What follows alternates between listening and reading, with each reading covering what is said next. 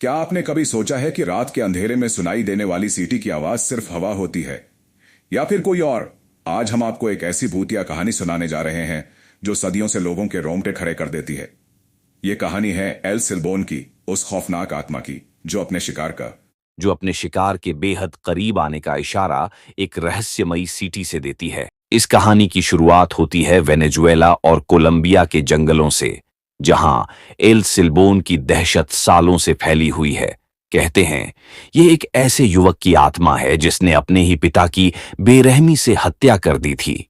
कहते हैं वह लड़का बहुत बिगड़ैल था, हमेशा चीजों को अपनी मर्जी से पाना चाहता था।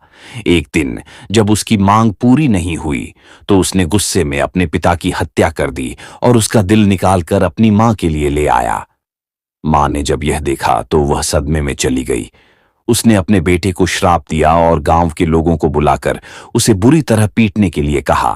अंत में उसे जंगलों में भटकने के लिए छोड़ दिया गया। कहा जाता है कि तब से वह लड़के की आत्मा एक श्रापित साए में बदल गई, जिसे अब एल सिल्बोन कहा जाता है।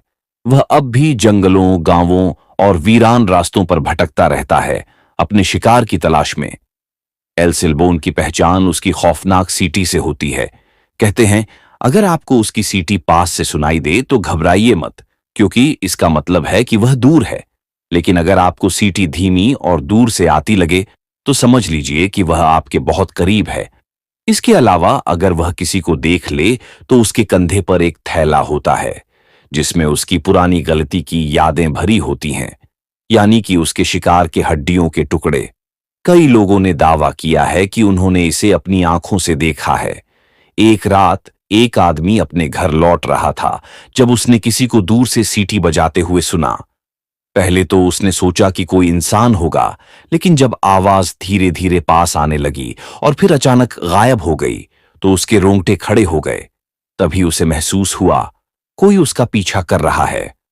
अगर आप कभी सुनसान जगह पर अकेले हों और किसी रहस्यमयी सीटी की आवाज सुने तो ध्यान रखें, यह हवा नहीं, एल सिल्बोन हो सकता है।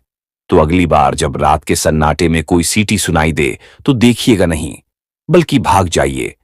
नारेटर, अगर आपको यह कहानी पसंद आई तो इसे लाइक और शेयर करें, और अगर आप और भी डरावनी कहानियां सुनना चाहते हैं तो हमारे चैनल को सब्सक्राइब करना न भूलें।